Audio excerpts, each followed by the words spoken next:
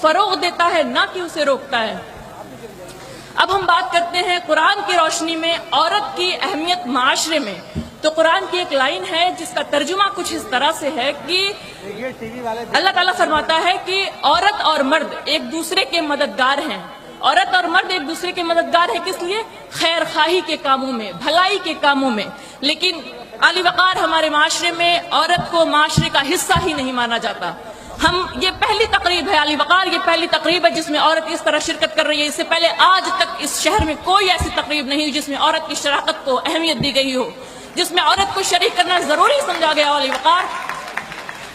یہ پہلے، حالانکہ ایسا نہیں کہ عورتیں شریک نہیں ہو سکتی، عورتیں شریک ہوں تو وہ کچھ کر نہیں سکتی۔ ہمارے سامنے ایک زندہ مثال ہے مسز شاہین راشد جمال، انہیں حوصلہ دیا گیا، انہیں آگے بڑھایا گیا تو وہ آگے بڑھی۔ لیکن ہمارے معاشرے میں پہلے تو مرد عورت کو آگے بڑھنے نہیں دیتا، اور اگر وہ جدوجہد کر کے بڑھ بھی جائے تو اسے کرٹیسائز کیا جاتا ہے، اسے ہراس، شرعی حدود میں رہ کے وہ تعلیم حاصل کر سکتی ہیں۔ لیکن ہمارے یہاں یہ عام بات ہے کہ لڑکی ذہین ہے، پڑھ رہی ہے، اس کی آگے کی تعلیم اس بنا پر روک دی جاتی ہے کہ آگے کو ایجوکیشن ہے۔ کبھی آپ نے سنا کسی لڑکے کی تعلیم اس بنا پر روک دی گئی ہو کہ آگے کو ایجوکیشن ہے؟ کیا اسلام صرف عورت کو مخلوط تعلیم کی اجازت سے روکتا ہے، مرد کو نہیں روکتا؟ لیکن علی وقار وہ مرد ہے، اسے اجازت ہے۔ دوسری بات، علی وقار موبائل فون ایک عجیب انوینشن، اگر اسے عورت استعمال کرے تو وہ بے حیائی، اگر اسے مرد استعمال کرے تو خیر خواہی۔ کیوں علی وقار؟ کیا عورت موبائل سے ہی صرف بے حیائی اور بے شرمی کا کام کر سکتی ہے، مرد نہیں کر سکتا؟ ہمارے یہاں جب بچے 9ویں کلاس میں پہنچتے ہیں علی وقار تو ان کے ماں باپ، یہ الہام ان کے ماں باپ پر ہو جاتا ہے کہ اسے موبائل فون کی ضرورت ہے اور اسے فراہم کر دیا جاتا ہے، اور اگر فراہم نہیں کر سکی تو انہیں ایسا محسوس ہوتا ہے کہ وہ گناہ کبیرہ کے مرتکب ہو گئے۔ جبکہ اگر عورت لڑکی ہے، وہ گریجویشن بھی کر لیتی تو اسے موبائل فون دینے کی ضرورت نہیں محسوس ہوتی، اور اس کی وجہ کیا بتاتے ہیں کہ اگر لڑکی موبائل استعمال کرتی ہے تو اس سے معاشرے میں برائی پھیلے گی۔ وہ ایسی کون سی برائی علی وقار، میری عقل سوچ سوچ کر تھک گئی کہ جسے صرف لڑکی کر سکتی ہے، لڑکا نہیں کر سکتا۔ وہ ایسی کون سی برائی، کیا لڑکا اپنے ساتھ کوئی کیریکٹر سرٹیفکیٹ آسمان سے لے کر آیا ہے کہ وہ صرف وہ نیک کار ہی کر سکتا ہے اور لڑکیاں ہمیشہ ہی اس کو غلط استعمال کریں گی؟ علی وقار، جب آپ سب کے گھروں کا یہ حال ہے کہ جب لڑکی کے موبائل فون پہ فون آتا ہے، لڑکی اپنے فون سے بات کرتی ہے تو لڑکی کے گھر والے ہی نہیں، جو گھر آئے رشتہ دار ہوتے ہیں وہ بھی یہ حق سمجھتے ہیں، یہ فرض سمجھتے ہیں کہ اسے پوچھتے ہیں تم کس سے بات کر رہی ہو، مشکوک نظروں سے پوچھا جاتا ہے۔ اور لڑکے کے فون پہ رات کے 11 بجے بھی فون آئے تو کوئی نہیں پوچھتا علی وقار کہ تم کس سے باتیں کر رہے ہو۔ کیا وہ گناہ نہیں کر سکتے؟ کیا وہ غلطی نہیں کر سکتے؟ پھر ہم لڑکیوں کو ہمیشہ شک بھری نظروں سے کیوں دیکھا جاتا ہے علی وقار؟ تکلیف ہوتی ہے، ویسی تکلیف ہوتی ہے جب ہم سے یہ کہا جاتا ہے کہ تم اپنے مدرسوں میں ہو رہے پروگرامز کی ریکارڈنگ کر کے ہم پر ثابت کرو کہ تم میں حب الوطنی ہے، تو تکلیف ہوتی ہے۔ ویسے ہی تکلیف ہمیں بھی ہوتی ہے علی وقار، کیونکہ وہاں بھی وفا ہے، یہاں بھی وفا ہے، اور دونوں جگہوں پر ہم پر شک کیا جا رہا ہے علی وقار، اس لیے ہمیں تکلیف ہوتی ہے۔ ایک اور مثال پیش کرتی ہوں آپ کے سامنے علی وقار، ہم ماشاءاللہ ایسے دینی معاشرے میں رہتے ہیں جہاں ہر شخص اسلام جانتا ہے، ہر شخص جانتا ہے یہ مائک آواز بہت کھینچ رہا ہے، ہر شخص جانتا ہے کہ اسلام کیا ہے۔ اسلام میں عورت کی عزت اور اس کے وقار کی قدر کرنا اسلام سکھاتا ہے، لیکن علی وقار ہمارے معاشرے کا ہر ایک مرد اپنے جھگڑوں میں ماں بہنوں کی گالی استعمال کرتا ہے۔ کیوں وہ اپنے جھگڑوں میں ماں بہنوں کی گالی استعمال کرتا ہے؟ اور کیوں ہمارے مولانا اس بات پر نہیں منع کرتے کہ تم اپنے جھگڑوں میں ماں بہن کی گالیاں مت استعمال کیا کرو؟ کیا اس سے عورت کے وقار میں کمی نہیں آتی؟ اتنا چھوٹا بچہ وہ گالی ماں بہن کی دیتا ہے۔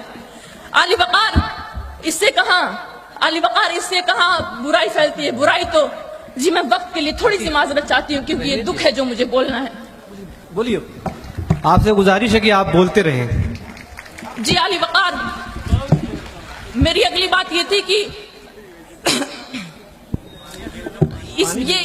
مرد کی گالی دینے کو گناہ نہیں سمجھا جاتا۔ ہاں البتہ ہم عورتیں اپنے گھروں سے برقع پہن کر نکلتی ہیں اور یہ باہر کھڑا ہوا مرد ہمیں اپنی گندی نظروں سے گھورتا ہے، وہ اپنے حد نگاہ تک گھورتا ہے علی وقار، اور انہیں کوئی نہیں منع کرتا۔ وہ حد نگاہ تک ہمیں گھورتا ہے، اور صرف گھورتا نہیں علی وقار، ہمارے کپڑوں پہ، ہمارے برقعوں پہ، ہماری پرسنل زندگی پہ انٹرفیئر کرتا ہے اور ہم پر تبصرے کرتا ہے علی وقار، صرف اس لیے کہ ہم لڑکیاں ہیں۔ کیا ہم اپنے گھروں سے برقعے میں بھی باہر نہیں نکل سکتی؟ اور افسوس تب ہوتا ہے علی وقار جب ان کے ماں باپ بھی صرف جب ان سے کچھ نہیں کہتے اور ہم سے کہتے ہیں کہ تم پردے میں نکلا کرو. وہ اپنی اولاد اپنے بیٹوں سے کیوں نہیں کہتے کہ تم اپنی نگاہیں نیچے رکھا کرو؟ کیا اسلام اس کو نہیں فروغ دیتا؟ کیا اسلام اس کو فروغ نہیں دیتا؟ شخصیت کا عجب فرق تھا، شخصیت کا عجب فرق تھا. لفظ بھی میرے بونے ہوئے، میں جو بولی وہ بیکار تھا، وہ جو بولا ادب ہو گیا. بہت خوب. میں اسے زندگی سونپ کر اس کے آنگن کی بادی رہی، میں اسے زندگی سونپ کر اس کے آنگن کی بادی رہی. مجھ کو 2 روٹیاں دے کے وہ یہ سمجھتا ہے رب ہو گیا، مجھ کو 2 روٹیاں دے کے وہ یہ سمجھتا ہے رب ہو گیا.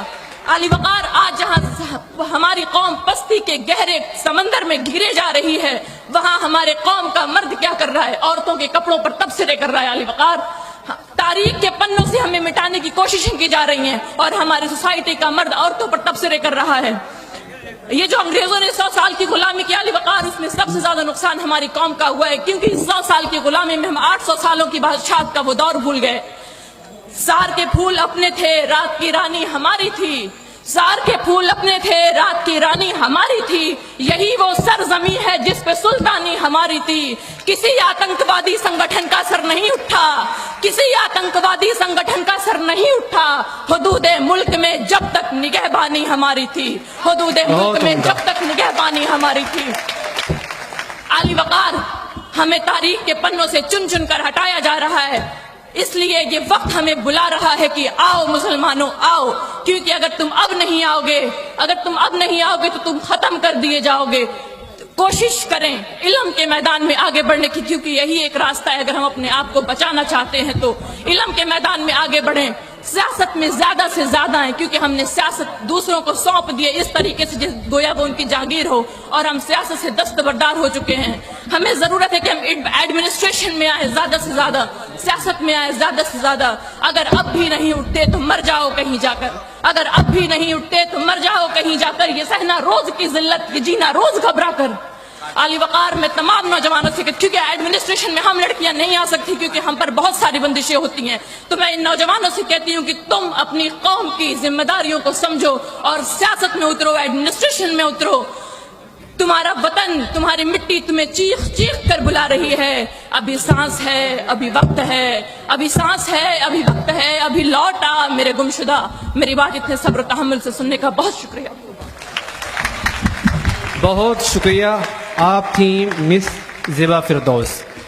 جینڈر ڈسکرمنیشن کا عورتوں کے تئیں جو آپ پکشپات کرتے ہیں، اس کی مثال میں اس محفل میں بھی دیکھ رہا ہوں. مجھے شرمندگی کے ساتھ یہ کہنا پڑ رہا ہے کہ تالیاں صرف خواتین کی جانب سے اٹھی تھیں اور مردوں کے ہاتھ جو ہے وہ گرے ہوئے تھے. شاید وہ شرمندگی کی وجہ سے ان کے ہاتھ جو ہے اپنے ہاتھوں سے تالیاں نہیں نکلی.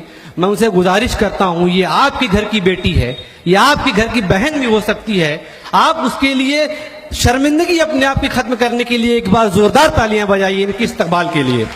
کیونکہ پیارے نبی صلی اللہ علیہ وسلم نے کہا تھا کہ علم حاصل کرو چاہے اس کے لیے تمہیں چین ہی کیوں نہ جانا پڑے. تو انہوں نے جینڈر کا تعین نہیں کیا تھا کہ صرف مردوں کو چین بھیجا، ان کے مراد یہ تھی کہ تمام لوگ علم حاصل کریں. خیر، میں آپ سے اور گزارش کروں گا کہ آپ یہاں سے جب تشریف لے جائیں تو خواتین کے تئیں اپنے نظریات کو تھوڑا تبدیل کریں، تو ہمارے لیے بھی بہتر ہوگا اور ہماری آنے والی نسلوں کے لیے بھی